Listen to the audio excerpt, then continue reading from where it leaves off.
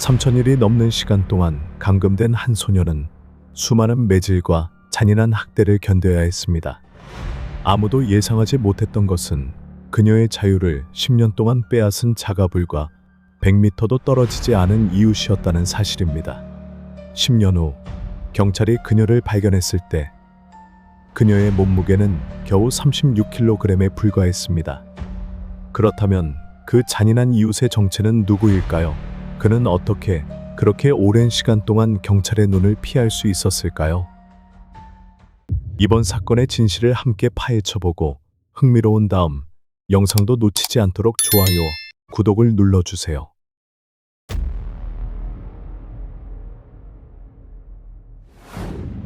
실종된 소녀의 행방을 찾는데 무력한 경찰. 11월 13일 저녁 19시 니가타현 산조시 경찰서는 걱정 가득한 한 부부로부터 긴급 전화를 받았습니다. 그들은 딸이 학교가 끝난 후 집에 돌아오지 않았고 어떤 연락이나 메시지도 보내지 않았다고 신고했습니다. 이 갑작스러운 실종은 부모에게 큰 충격과 공포를 안겨주었습니다. 평소 딸은 학교가 끝나면 늘 정해진 시간에 집으로 돌아왔고 아무 말 없이 이렇게 오래 자리를 비운 적은 없었습니다. 주변의 지인들에게 전화를 걸어봐도 아무도 그녀의 소식을 알고 있지 않았습니다. 다른 방법이 없었던 부모는 어쩔 수 없이 경찰을 찾아가 딸의 행방을 하루빨리 찾을 수 있기를 간절히 바랐습니다. 다음 날 아침, 경찰은 신속히 사건을 접수하고 대규모 수색을 진행했습니다. 경찰은 학교 주변을 샅샅이 수색하고 친구들, 교사들, 이웃들에게 물어보며 단서를 찾기 시작했습니다. 100명이 넘는 사람들이 친구들과 교사, 그리고 지인들까지 포함해 경찰의 조사를 받으며 정보를 제공했습니다. 동시에 200명이 넘는 경찰이 동원되어 도시 구석구석을 철저히 수색했습니다. 그러나 아무리 노력해도 11월 15일까지 경찰은 어떠한 중요한 정보도 얻지 못했습니다. 최대한의 인력을 동원해 수주 동안 조사를 벌였지만 사건은 전혀 진전되지 않았습니다. 점차 조사를 위한 자원이 줄어들기 시작했습니다. 전문 수사팀의 인원이 줄어들며 단서들은 계속 막다른 길에 부딪혔습니다. 결국 12월 25일 소녀가 사라진 지 한 달이 넘은 시점에 경찰서는 슬픈 결정을 내릴 수밖에 없었습니다. 어떠한 단서도 발견되지 않아 공식적인 수사는 중단되었습니다. 소녀는 마치 이 세상에서 사라진 것처럼 남겨졌고 가족에게는 지울 수 없는 상처와 아무도 풀지 못한 미스터리가 남았습니다. 경찰은 점과 기록이 있는 자들을 집중적으로 조사하는 방법을 택했습니다. 비슷한 범죄를 저지른 전과자들, 특히 성범죄로 체포된 적이 있는 이들을 리스트에 올렸습니다. 또한 경찰은 시민들의 협조를 구하기 위해 거리, 학교, 역, 그리고 공공장소에서 전단지를 배포했습니다. 누구라도 사건과 관련된 정보를 알고 있다면 즉시 경찰에 제보해 주길 바랐습니다. 그러나 큰 실수가 발생했습니다. 경찰이 성범죄 전과자 명단을 조사했음에도 불구하고 사토 요시유키라는 남자는 용의선상에 오르지 않았습니다. 유괴 사건이 발생하기 전 사토 요시유키는 여성들을 괴롭히려다 실패한 전력이 있었습니다. 하지만 그는 엄격한 감시 대상에 오르는 대신 어떻게든 경찰의 눈을 피해갔습니다. 이것이야말로 수사 과정에서의 중대한 허점이었고 그로 인해 그는 훨씬 더 끔찍한 범죄를 저지를 기회를 잡을 수 있었습니다. 소녀를 납치한 용의자의 발각. 1989년 6월 충격적인 유괴 사건이 발생하기 1년 전 사토 요시유키는 9살짜리 소녀를 대상으로 악랄한 행동을 저지른 적이 있습니다. 길을 혼자 걷고 있는 소녀를 본 그는 아이들은 참 귀엽다는 단순한 이유로 접근해 보려고 했으며 소녀가 혼자 있다는 사실에 악한 의도를 품었습니다. 다행히도 그 당시 그의 행동은 더 심각한 일이 벌어지기 전에 발각되었습니다. 체포되어 재판에 넘겨진 후 법원은 1년 징역형에 집행유예 3년을 선고했습니다. 아무도 예상하지 못했던 것은 집행유예 첫 해에 사토 요시유키가 전혀 반성하지 않고 훨씬 더 끔찍한 범죄를 저질렀다는 사실입니다. 법의 관용을 받은 지 불과 1년 만에 그는 잔인한 유괴 사건을 저질러 피해자를 9년이라는 긴 시간 동안 폭력과 고통의 지옥에 가두었습니다. 사토 요시유키는 범행을 저지른 집에서 혼자 살지 않았습니다. 그는 무직이었고 하루 종일 집에서만 지냈지만 특이하게도 어머니와 함께 살았습니다.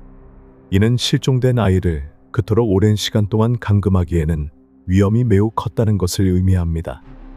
하지만 사토 요시유키는 자신의 비밀을 그렇게 쉽게 드러낼 사람이 아니었습니다.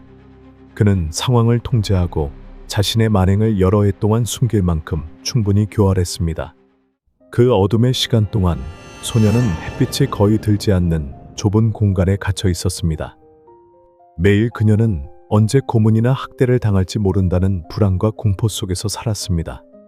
사토 요시유키는 신체적인 폭력뿐만 아니라 차가운 협박으로 소녀의 정신을 조종했습니다.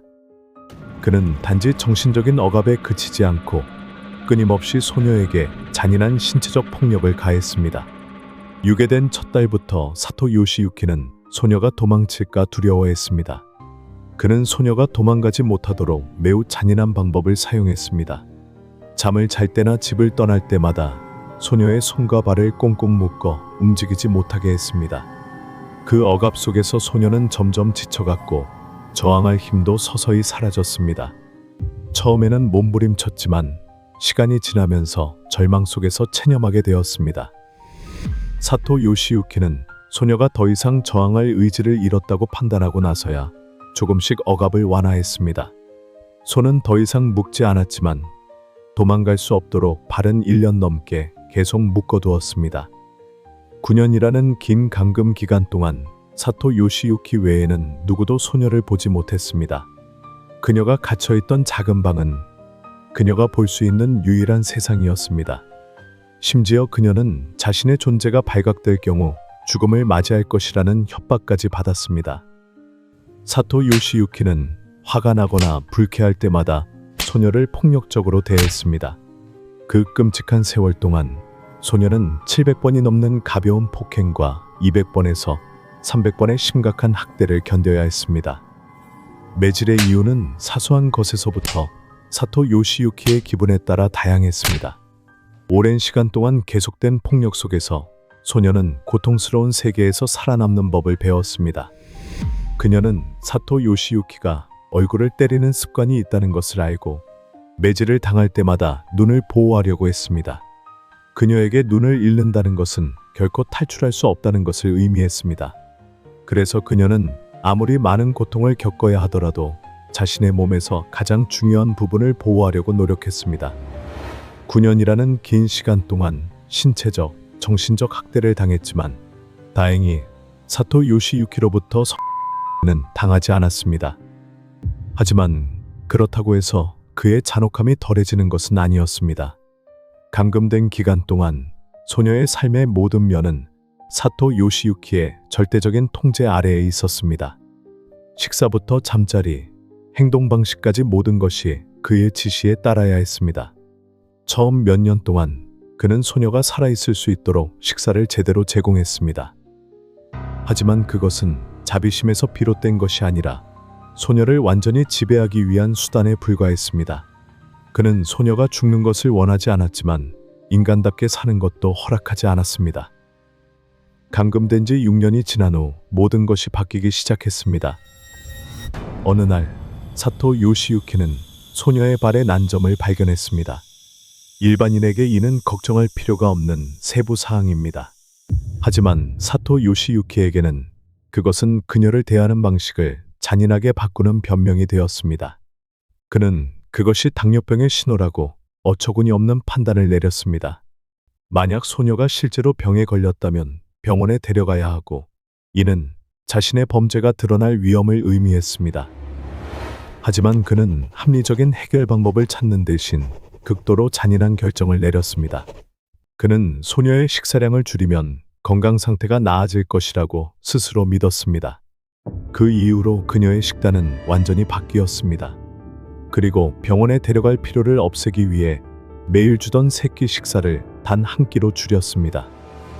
그 후로 소녀는 매일 극도로 적은 양의 음식을 받으며 살아가야 했습니다. 그녀의 몸은 점점 약해졌고 영양실조의 징후가 뚜렷하게 나타나기 시작했습니다.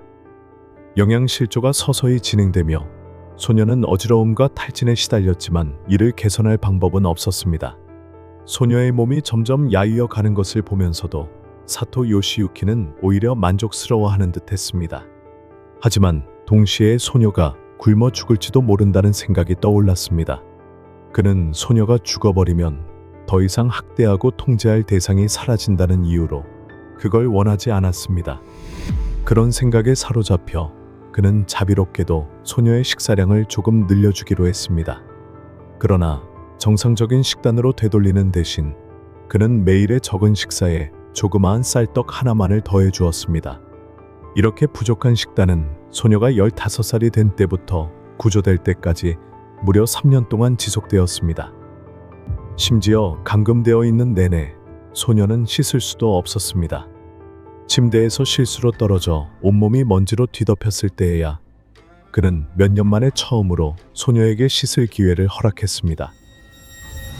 사토 요시유키의 10년 후 드러난 행적. 1999년부터 사토 요시유키는 점점 더 통제불능 상태가 되어 피해자를 학대할 뿐만 아니라 자신의 노모에게도 분풀이를 했습니다. 그는 전기 충격기를 사용해 어머니를 공포 속에 살게 만들었고 견딜 수 없는 압박감 속에서 하루하루를 보내게 했습니다. 더는 방법이 없었던 그의 어머니는 정신병원을 찾아가 도움을 요청했습니다. 이 결정은 우연히도 중요한 전환점을 만들어 9년 동안 실종되었던 소녀가 발견되는 계기가 되었습니다. 병원의 지도와 상담을 받은 끝에 사토 요시유키의 어머니는 결국 아들을 강제로 정신병원에 입원시키기로 결심했습니다.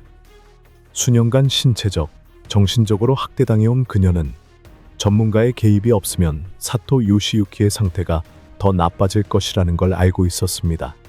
어머니의 정식 요청에 따라 병원은 특별치료팀을 구성해 사토 요시유키의 집으로 직접 찾아가 강제 입원 절차를 진행했습니다. 하지만 의료진이 집에 도착하자마자 그들은 즉각적인 격렬한 저항에 직면했습니다. 사토 요시유키는 극도로 분노한 상태에서 입원을 완강히 거부하며 소리치고 격렬하게 저항했으며 의료진의 출입을 전혀 받아들이지 않았습니다. 상황이 말로는 통제되지 않자 의료진은 어쩔 수 없이 강경한 방법을 썼습니다. 그들은 진정제를 주사해 사토 요시유키의 저항 능력을 일시적으로 무력화시켰습니다. 모든 이목이 사토 요시유키를 제압하는 데 집중된 가운데 한 의료진이 집안에서 뭔가 이상한 점을 발견했습니다. 몸싸움의 혼란 속에서 어둠진 방 구석에 홀쭉하고 약해 보이는 형체가 조용히 모습을 드러냈습니다. 빛을 거의 보지 못해 창백해진 피부와 너덜너덜해진 옷, 제대로 서 있을 수도 없을 만큼 쇠약해진 모습의 한 소녀였습니다. 그녀는 9년 동안 실종된 상태로 세상 모두가 흔적도 없이 사라졌다고 여겼던 바로 그 소녀였습니다. 끔찍한 집에서 구출된 후 소녀는 곧바로 경찰서로 이송되어 신원 확인 절차를 받았습니다. 지문 검사를 통해 경찰은 그녀가 9년 전 실종된 초등학생이라는 사실을 확인했습니다. 이 진실은 현장에 있던 모든 사람들을 경악하게 만들었습니다. 소녀는 마침내 사토 요시유키의 비인간적인 감금에서 벗어나게 되었습니다. 경찰의 통보를 받은 실종된 소녀의 부모는 급히 경찰서로 달려왔습니다. 그들 앞에 나타난 것은 온몸에서 악취가 나는 머리카락이 허리까지 내려오는 한 사람이었습니다. 남자인지 여자인지도 구별하기 힘들었지만 부모는 딸이 목에 걸고 있던 부적을 보고 즉시 알아보았습니다. 비록 그때의 그녀는 깨끗하지 않았지만 부모는 그녀를 꼭 껴안고 한참 동안 오열했습니다. 진정한 후 피해자는 자신이 10년 동안 이웃 남자에게 감금되어 있었다고 밝혔습니다. 그 감금 장소는 경찰서에서 불과 600m 떨어진 그녀의 집과 마주보고 있는 2층 방이었습니다. 이 9년 동안의 유괴 사건과 그 수사 과정이 공개되자 일본 사회는 순식간에 전례 없는 분노에 휩싸였습니다. 경찰의 노력이 아니라 의료진의 우연한 행동으로 그런 충격적인 실종 사건이 끝날 수 있을 것이라고는 누구도 믿을 수 없었습니다. 대중은 수백 명의 경찰이 투입된 대대적인 수색에도 불구하고 살인범이 사는 지역에서 그를 찾을 수 없다는 사실에 분노했습니다. 더군다나 사토 요시유키는 이미 아동 성범죄 전과가 있었음에도 불구하고 용의자 명단에 포함되지 않았다는 사실이 밝혀지며 공분이 커졌습니다. 하지만 사람들을 더욱 격분시킨 것은 소녀가 구조된 당일 경찰의 무책임하고 무관심한 태도였습니다. 사건의 소식이 경찰서에 전해졌을 때 사건 담당 경찰들은 현장에 즉시 출동하기는커녕 인근 호텔에서 회식 자리에 참석 중이었습니다. 심지어 회식이 끝난 후에는 몇몇 경찰들이 마작을 즐기고 있었고 이 역사적인 사건에 대한 대응을 완전히 무시했습니다. 경찰의 직무 테마는 일본 전역에서 뜨거운 논란의 대상이 되었습니다. 사회적 압박이 거세지자 관련 당국은 니가타 경찰서를 대상으로 철저한 감찰 조사를 실시할 수밖에 없었습니다. 여러 방면에서의 압력 속에 결국 니가타 경찰은 9년 동안의 실종 사건 수사에서 저지른 중대한 실수를 인정했습니다. 그중 가장 큰 실수는 처음부터 용의자 명단에 사토 요시유키가 포함되지 않았다는 점이었습니다. 게다가 경찰은 9년 동안 그의 집을 3번이나 방문했음에도 불구하고 어두운 방 안에 갇혀있던 소녀를 발견하지 못했습니다. 체포된 후 사토 요시유키는 병원으로 이송되어 2주간 신체 검사와 치료를 받았습니다. 정신감정 결과 그는 분열성 인격장애와 강박성 인격장애를 포함한 여러 심각한 정신질환을 앓고 있었습니다. 이런 장애는 그가 9년 동안 희생자들을 포로로 잡아두었던 동안 보인 변덕스럽고 잔인한 행동을 부분적으로 설명할 수 있습니다.